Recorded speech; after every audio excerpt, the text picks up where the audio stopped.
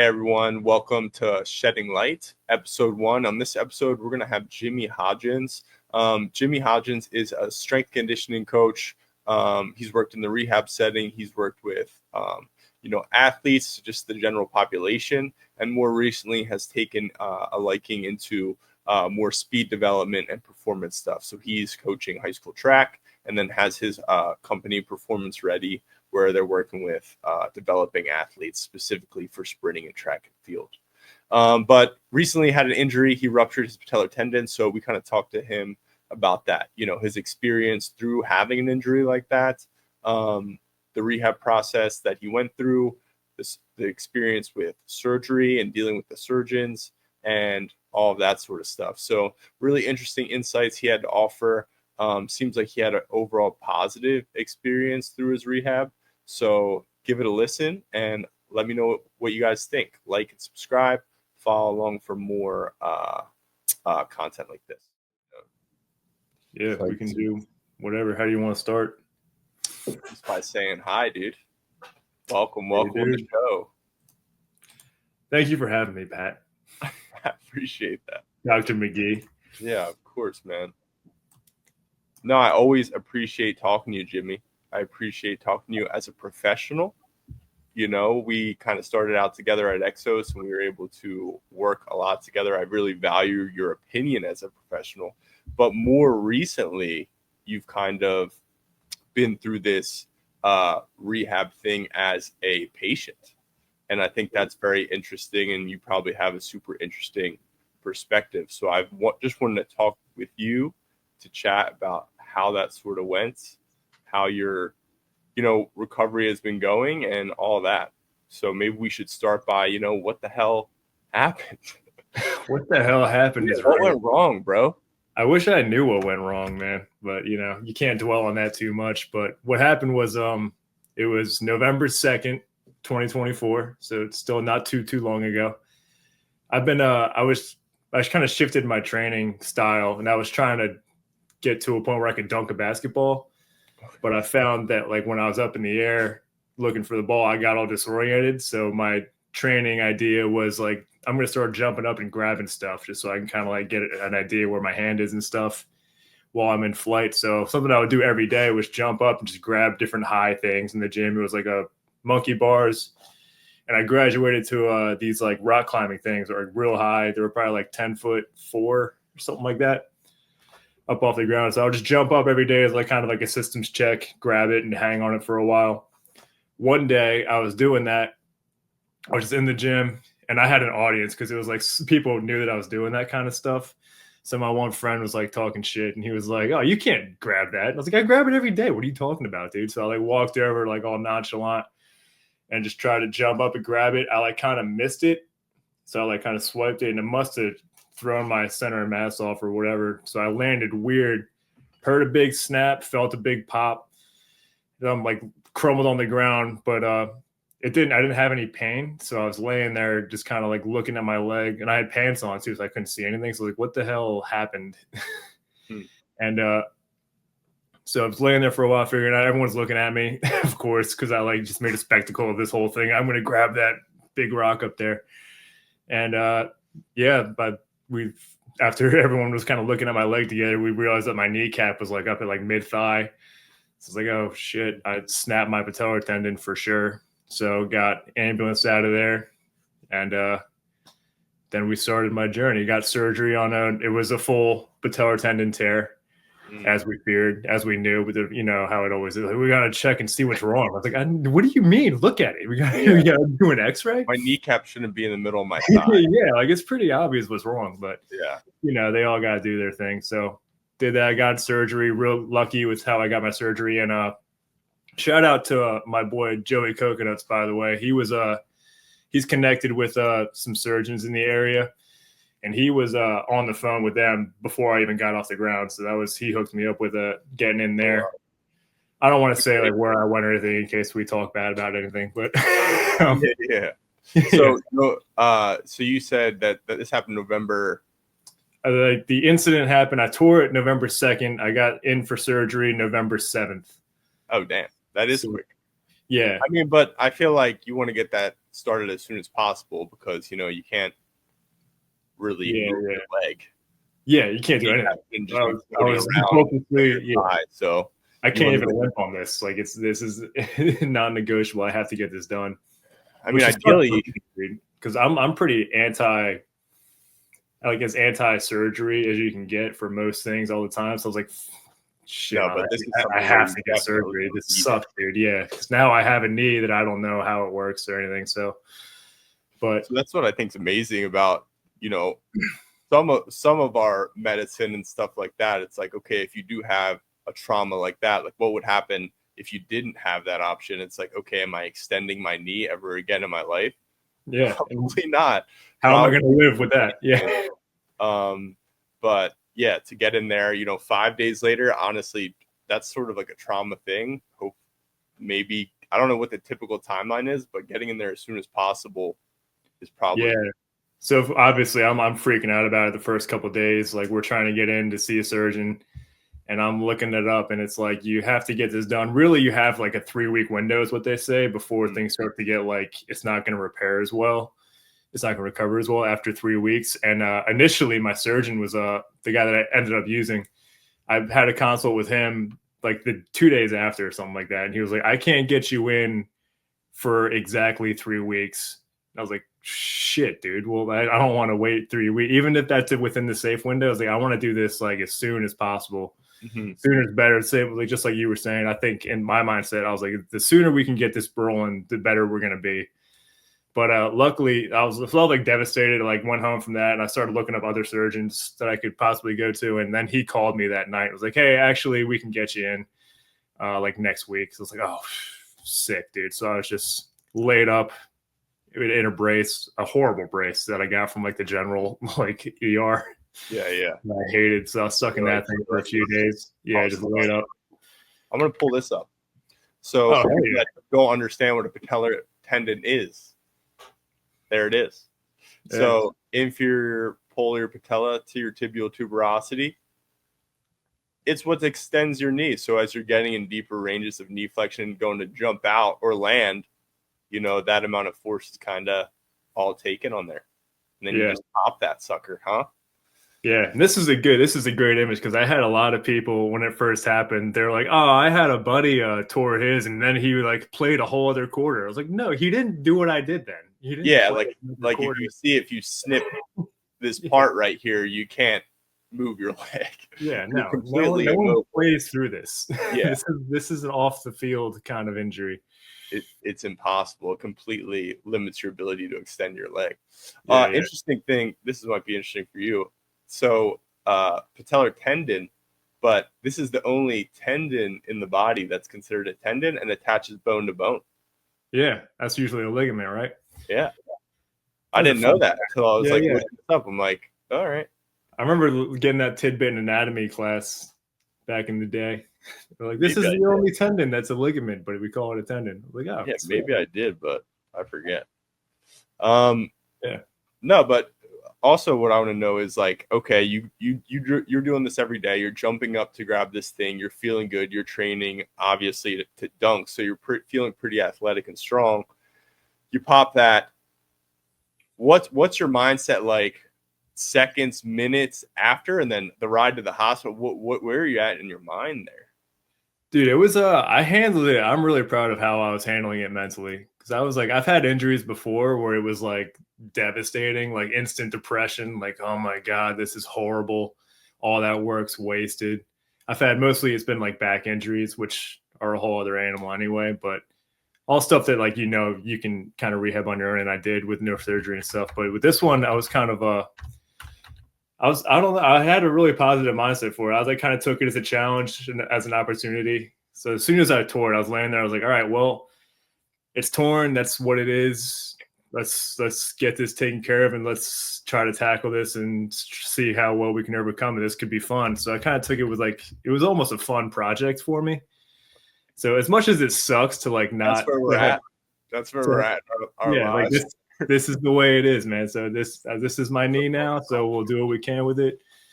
I don't want to see how fast I can come back, how strong I can come back, and hopefully be better for it. But it did suck that I was like, I regret not trying to like dunk, because that was the goal at that point. I had a few goals. I was like trying to hit 21 miles an hour top speed. I've been doing a lot of sprinting and stuff. So I was like working on that and working on dunking, but I didn't like try any of those, even though like I was touching 10-4, 10-6 pretty easy. So I was like, I probably could have thrown one down, but I just didn't ever try it because I was afraid of looking like a fool in the gym and like missing one. Because I didn't play basketball. And it turned out that you ended up looking a little bit. Yeah. You're gonna look foolish either way, it turns out. So yeah, is that something that's gonna be back on the docket? It is, yeah. So I do want to try and get back to get up there and see if I can still do that eventually. It's gonna take a little bit longer now, obviously, but I think I was right there. Story. So see what? Yeah, redemption, exactly, dude. Yeah. Which was the other thing people love to say to me. It's like, oh, are you gonna keep training like that? It's like, yeah. What do you?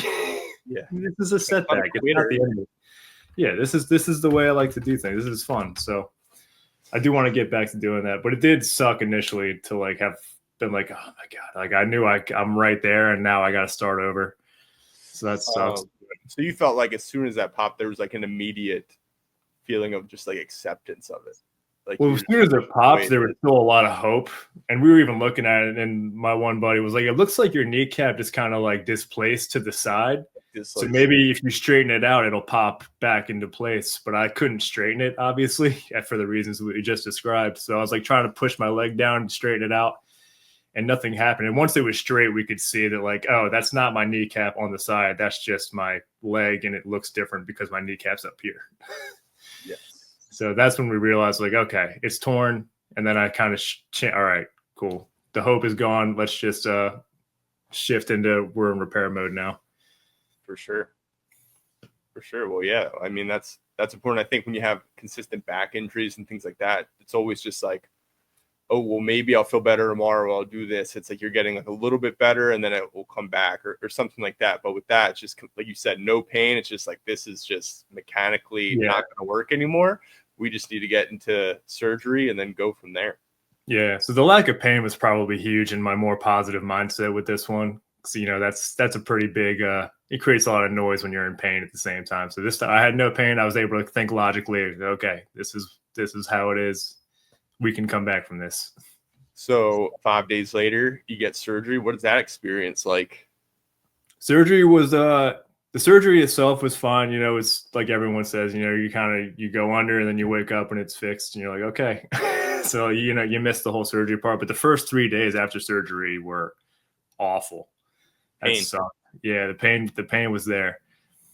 So that was tough, but it was still, I still kind of knew that like the pain would be gone soon. So it was nice to have in the back pocket, like, okay, this is temporary and then we'll get to it. So I was still staying positive through the whole thing, just trying to get through the first few days. And then really after day 3, that was the last day that I felt any pain until even now. Were you taking any pain meds or anything the first few days? Yeah. So I didn't want to at all. And I was like, I came out of surgery, like, I'm not going to take any of this stuff. They gave me a script for Oxy or whatever, oxycodone.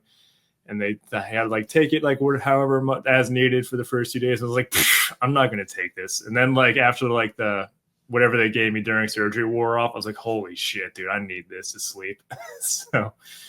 so I took that for just I think I only took it for 4 days just for sleep. The 4th day, the pain was pretty much gone, but I wanted to make sure I didn't wake up screaming. So took it that 4th day, and then I kicked that stuff, and then felt pretty good. How bad that stuff is. And then, we started getting to it from there. How about swelling and things like that? Yeah, it was pretty swollen. The swelling went down relatively quick. Even my first day of PT, where I went into a PT office working with an actual PT, they measured the swelling and it was like pretty close to the other knee already. They just measured the circumference of the area to check on swelling, and I think I was like 2 centimeters bigger on the. What day was that? How many days after surgery? That was 2 weeks post surgery. I went in there. The first few days, were you doing for those 2 weeks? Were you doing anything to manage the swelling specifically? Blood flow. Yeah, I threw a TENS unit on there. to manage the pain and to kind of keep blood moving around, and just doing quad sets as much as they kind of hurt the first few days, just kind of trying to find my quad again, which the stim helped a lot with that. For sure. Just trying to reconnect kind of where the nerves are and how to activate that muscle. So were you using like a higher frequency tens or? I would use like a garbage, whatever my parents had laying around the house before my like actual unit could ship. And then I was doing them. Do you know what the frequency was set at though? Was it like I don't know. It was pretty high, I think. Yeah, because I was reading about like high frequency is good. So I was doing that. I just cranked that thing up to whatever it took me to. Got it. I like it. Yeah, so swelling went pretty good. Any icing or anything like that? I did like a little bit of ice the first couple of days. I'm not an ice guy. Yeah. Yeah, I'm pretty anti-ice as well. So I just did that because they told me like, yeah, just try it. I was like, all right, fine. For pain after that, I feel like it will cool it down. It will make it feel a little better. But like you said, in the goal is to get rid of the swelling, get quad activation back. You're not accomplishing that by just icing it, keeping it stiff, Yeah, I'm real big on like I kind of like trusting my biology to do what it needs to do. So like if it's swollen for a reason. Yeah, I don't want to like you want that. You want those things there to help it heal and repair. And it's like, how do we recirculate this? And like you said, putting on the tens units, quad sets, elevating probably, that sort of stuff. Yeah, so I did that, and I used a Firefly. You know Firefly at all? No, what's that? That's like a modified NMES thing. You just kind of slap it on your peroneal nerve right below the knee. So as soon as I could get one on there, I just kept that on pretty much all day. So it's kind of just pumping my ankle passively. So it's just moving blood through faster and faster. So I just kept blood moving through there, and then that's kind of cleared it out by itself. No, that's awesome. That's money right there. Yeah. All right. Yeah. Let me pull up your protocol here a little bit.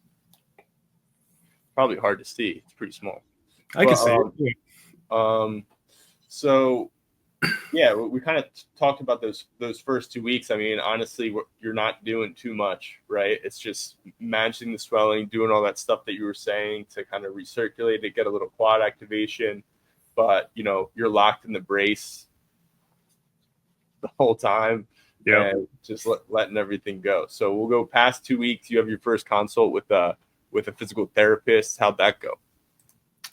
It was good. I mean, just went in, they kind of just checked it out the first day, and then they just kind of followed the protocol. That's all they were really doing in there. So that's all. I mean, how many times did you go?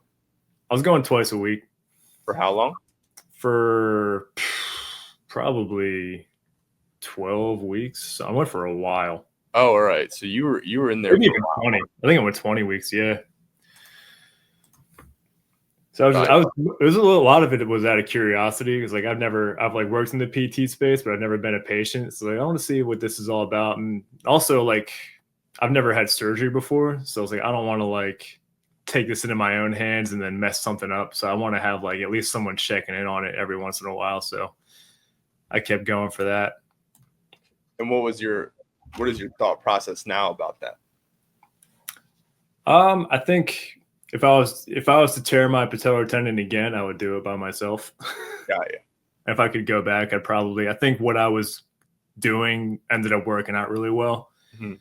So like, it's tough to say I would go back and not go to an actual PT, but I think I would have been just as well if I didn't go.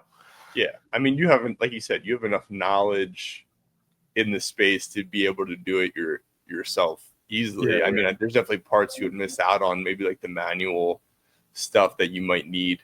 But do you feel like that was kind of the biggest benefit that you would get is the manual? And then obviously the rehab and movement stuff, it's like you're more than capable of doing that yourself.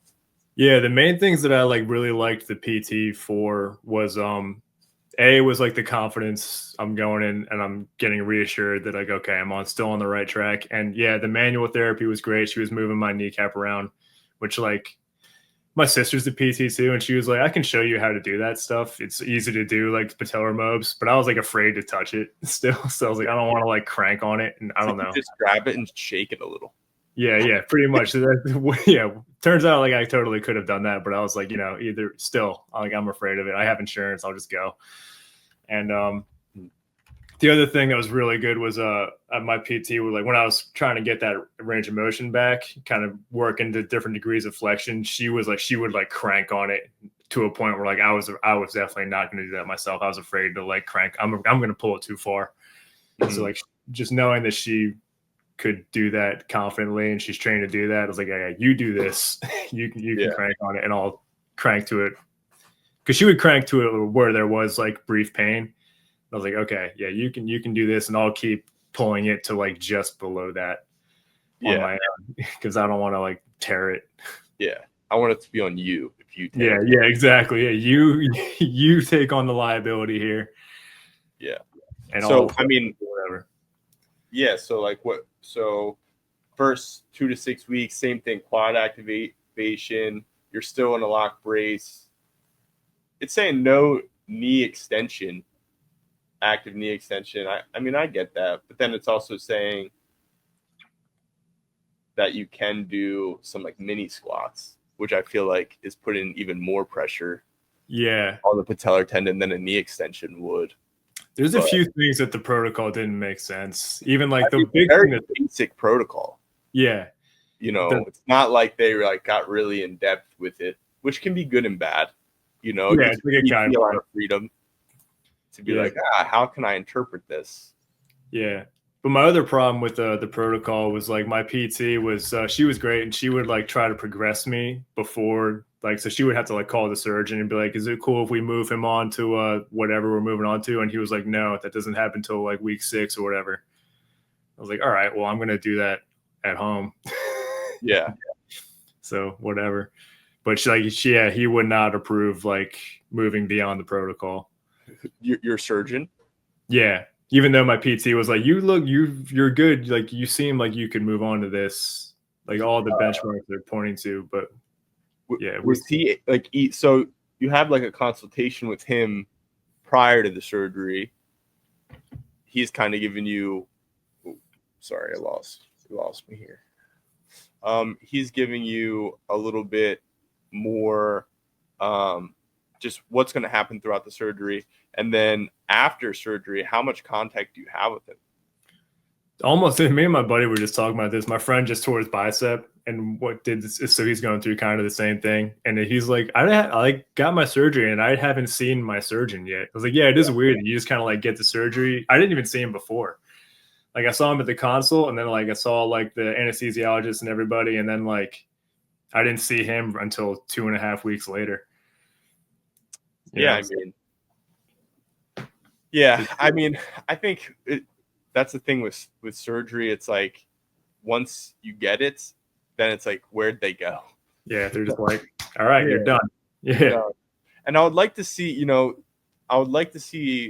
I guess, surgeons be a little bit more involved in the rehab process, but I don't know if that's on PTs either. Like, should PTs kind of be more in contact with the surgeon, advocating for their patient, giving reasons why you think they can progress past this thing versus just some generic time-based protocol where it's like you're on the same time restriction as a 6-year-old sedentary person.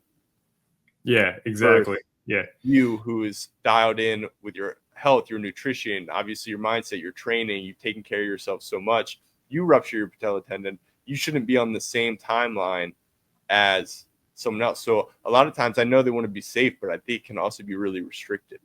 Yeah. And I think also my PT looked at the protocol and she said from what they've seen before for the same injury and like Gen Pop people, she's like, this is an aggressive protocol.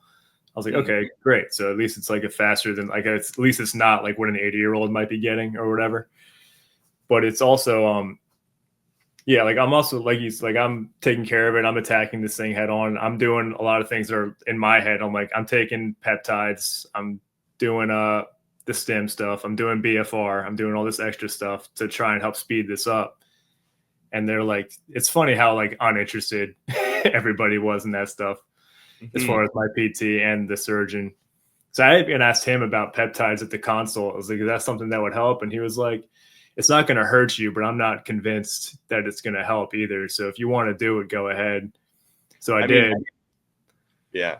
Yeah, I think it's like a willingness to like learn and adapt and be like, okay, how would this stuff benefit? Especially like you said, BFR, you were doing that not with your PT, just on your own. We did it with the PT, but I had my own too that I started really early before I got into PT. Because I didn't start PT, like I said, until 2.5 weeks. So I was doing BFR with the quad sets, with stim, just kind of intermittent BFR, turn it off, stim it, try and do quad sets. And that was huge in helping me kind of refine that activation.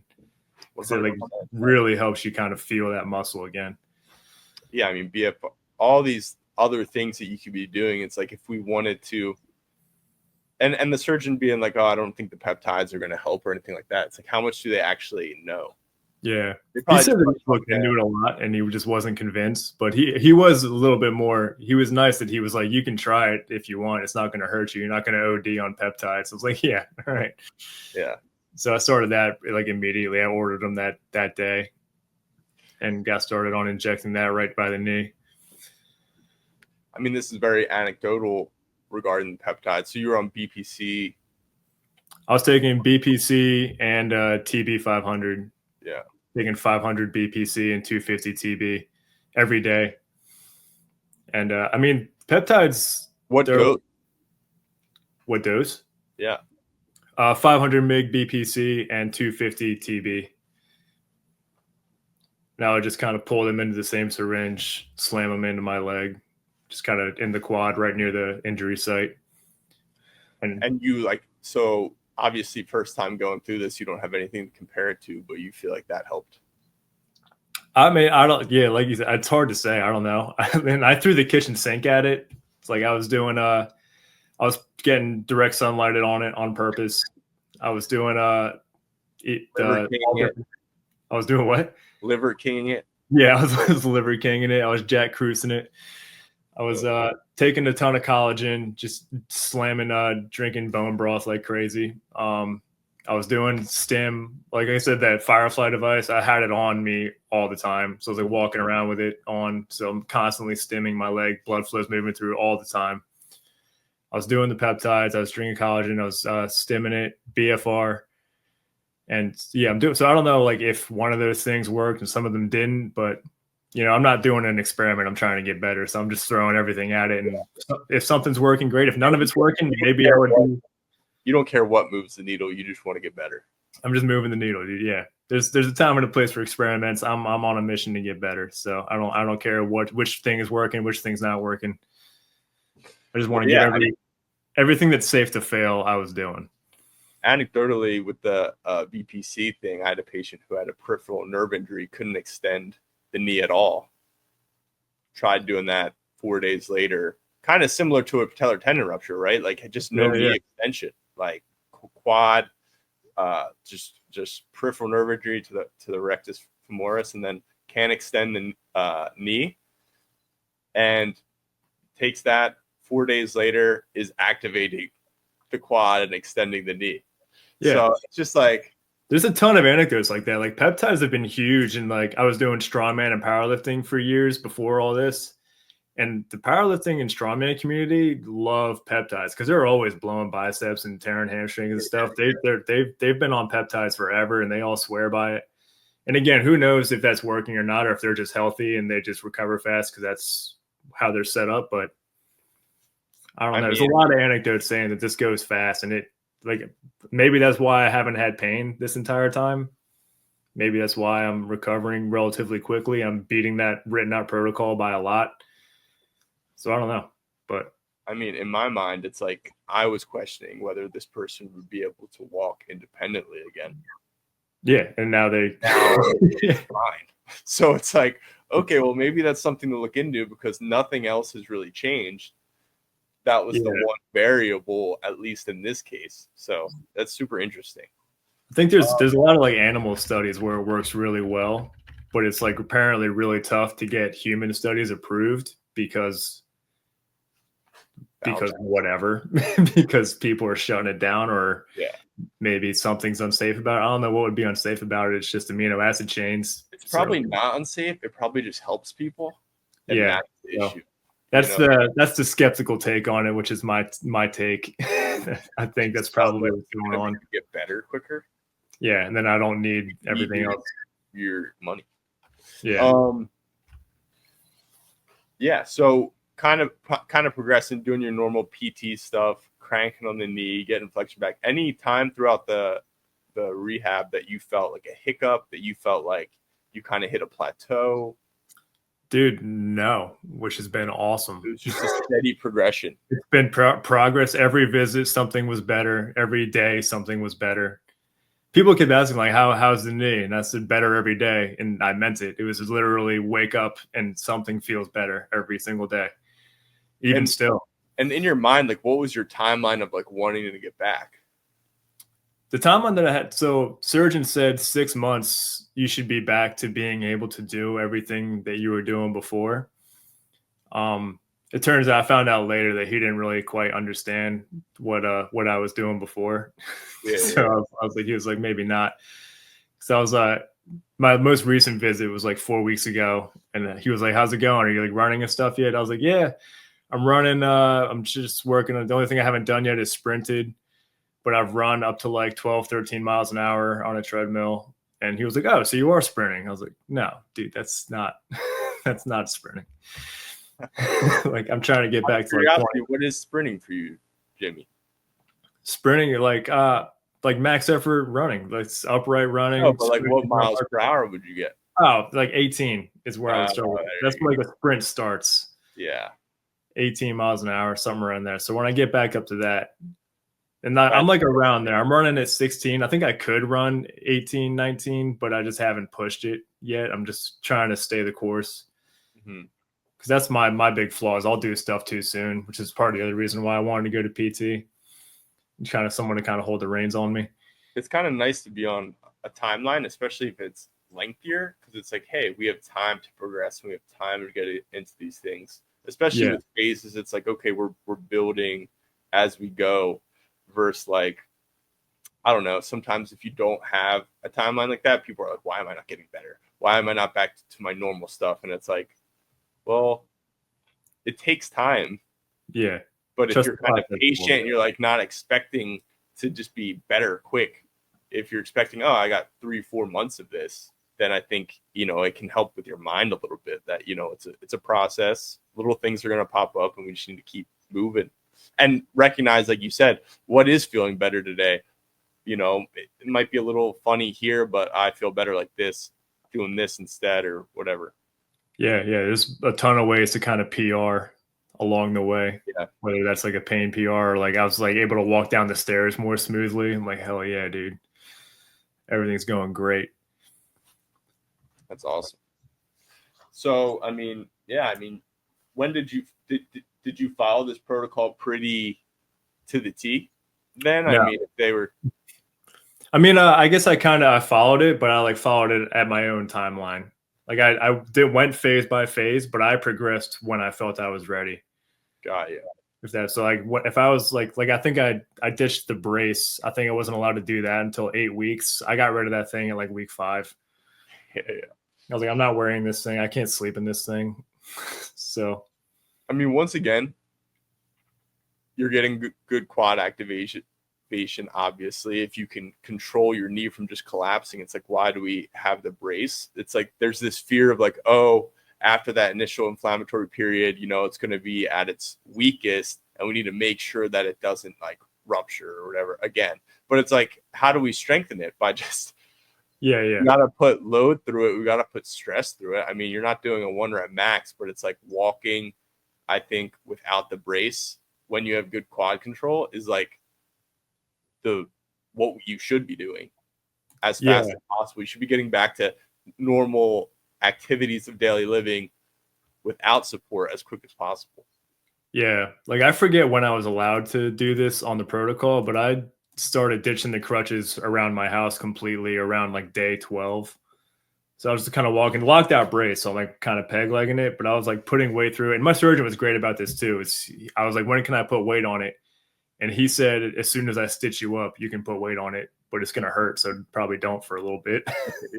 He's like, but as soon as you're ready, you're like in the locked out brace, you can put weight on it. Like as soon as you're good to put weight on it.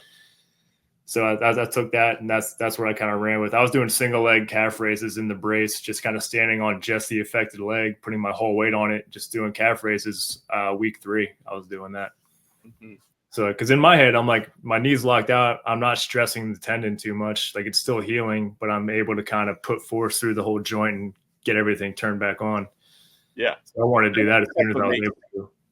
I think that's important. It's like looking at the protocol. It's like, okay, well, the brace is locked out. What can I still do? You know, like you said, you could do heel raises. You could probably do like sideline hip abduction stuff, or even standing hip extension, like anything, or however you're going to do those things. But just being able to activate and be strong, it's just going to make you feel good overall. Yeah, I started doing a resistance training on like the hip in the locked out brace, like abduction, extension, stuff like that against cables. I was back in the gym day 4, but I started doing that stuff on probably day 11, day 10. But I think I went into the gym day 4 and I started working, trying to chase that crossover effect. So I was like, I tore my right knee, my right patellar tendon. So I started training my left leg, like just single leg stuff, keeping my right leg out of the way. Day 4, just trying to get blood moving, trying to tell my body that it's okay. Little cross education. Yeah, cross education, that's the word. So yeah, I started hammering that stuff as soon as I was able to get it. The problem was I couldn't drive because it's my right knee. So I had to get rides to and from the gym and stuff. So that's where having a wife comes in handy. For sure. It's like, can you drop me at the gym? She was like, what? Yeah. Like, I got to get to work on this. This is not what I signed up for. Yeah. But yeah, I got things. I got, like you said, I was trying to progress as soon as I could to kind of try and get everything reintegrated and get force moving through there. So, you know, like you said, you have a wife, you have a full-time job, you have other clients and things like that. What percentage of your energy went to rehabbing throughout this time? Most of it. Like I was, my full focus was on that. Everything else was kind of behind. So it was like primarily I gotta put my own mask on first, right? So I gotta get this thing ready, get this thing right so I can start being useful to other people again. But I was like my full-time job is remote, so I'm kind of sitting at this desk right here all day doing that. That didn't really take much of a hit. That's a pretty easy job. But I was also started coaching. I coached high school track. So I was out there, I think week 2 track practice started. So started November 18th. So yeah, I was out there week 2 in the brace on some crutches. But I think I was only on crutches out there for like 4 or 5 days before I kind of ditched those. Right back to it. I think that's, yeah, I mean, everything you're doing, like you're saying, you're just getting back to daily life as quick as possible. I think that's good. Yeah. I think a lot of times people get an injury and they're laid up in bed, or they're in bed rest, or they're just they get maybe caught and taking the oxys and the icing and being more stiff. And then they just have such a tougher time throughout the rehab versus, you know, being like, all right, there's going to be this initial discomfort right after, but it's like I got to get back to doing normal things. Like I might be limited, but I can still do certain things. Yeah, I hate being dependent in any capacity. So even like my wife would get mad at me all the time. She's like, because she'd see me struggling trying to do something. She'd be like, just ask me to do it. Like, no. You're like, no. Yeah, I can do it. Grown ass man. Yeah, get out of here. I have one less patellar tendon. Yeah, exactly. So overall, I mean, it sounds like you just, as good as a experience can go for something like this, it feels like you kind of had a good experience. I've had a blast so far. Yeah. Yeah. That's fun. Yeah, no, it's been very smooth, no setbacks. It's been really nice to have no pain the entire time. So I've been very fortunate in that aspect, but for sure. Yeah, it's been really, really smooth, and it's still getting better every day. I'm still hitting PRs every day. And overall, it seems like you were happy with the surgeon, happy with the experience that you had, everything like that. Yeah, I did like my surgeon. Apparently, I've been hearing all surgeons are kind of like this. They like to do the surgery and then kind of their job is done. So like even when I go in for and he cut me down too because I was traveling a good bit for where my surgery was done. And it was supposed to be like come every 2 weeks after surgery. And he was like, you can come like after 2 weeks and then I'll see you again in 4 weeks after that. But you don't have to keep coming out here. But every visit I would go out there, I would talk to him for like 10 minutes. He'd just make sure he's like, is things going well? And I'd say, yeah. And he was like, all right, see you again later. Like, Wouldn't look at the don't knee at you want all. to see, dude? Yeah. Like, can I do a trick for you? Like, I want It's to show going you so how well. good this is, I want to man. be like you want to, and I think bridging that gap, because you seeing this, how quickly you're getting back to doing some of the things that you're doing. Ideally, it'd be like, okay, well, hey, like, what are you doing, and how can I help my other patients do the same things, so that way Yeah. they feel better and have a better recovery and are more functional. Obviously, not everyone's as motivated as you, but I think bridging that gap, I would like to see it from both ends. I would like to see the surgeon be more interested in the rehab outcomes, and I would like to see PTs be more, in communication with the surgeon about, hey, this is why I think we should be doing these certain things, even if it is BFR, even if it is progressing a little bit quicker because you're able to. Yeah. But yeah, I was super bummed out my first time going there at like the 2 week mark after surgery, because I was all excited about how I was feeling and the progress I was making. I was like, I'm taking these peptides, seems to be going really good. He's going to ask me if I started taking them. He's going to ask like, oh, how are you progressing so fast? He didn't ask anything. So I was like, all right. Yeah, he's going to go in there. His mind's going to be blown. Yeah, I don't think he even How are knows. you doing this? Are you a mutant of your Yeah, human yeah. being? And he's just like, yeah, good, man. Yeah, it's good to see you in a few weeks, man. But yes, that's like, apparently that's just the way surgeons are. I was like, I don't know, whatever, man. So yeah, it's fine. As long as I'm getting better, like, I don't care if he's happy for me or not. Like, yeah. So you're back to running, jumping, everything like that now? at like a low level, yeah, I can jog real comfortably. I'll run like I'm using like a curve treadmill a lot for my higher speed stuff because it's a lower impact. I'm doing a lot of like deep tier plyos. I just started doing like real broad jumping, which is like a pretty hard break force, which is nice. I'm able to do that now, and I'm like PRing on that every week, which is nice. I'm like triple broad jumping like 26 feet now, which is awesome.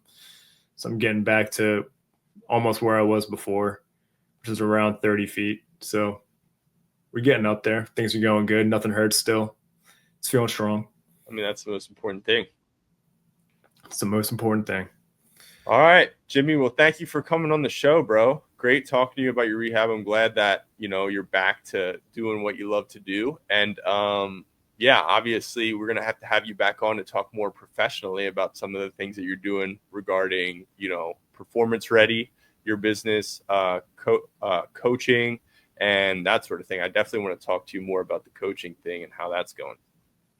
Yeah. Love to be back on, man. Anytime. All right. Well, thank you everyone for listening. Peace out.